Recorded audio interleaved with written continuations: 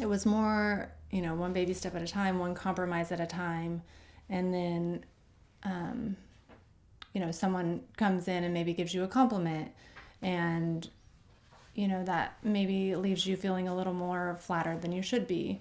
But yet, Adam and I'm not in a healthy spot to where I can tell Adam about it or be transparent about it. And once again, I feel like that is kind of a coping mechanism I had from a young age, is not being able to be very transparent with Adam, or, just bring things because I feel like I'm going to get in trouble. I know I'm not doing anything wrong. I can handle it.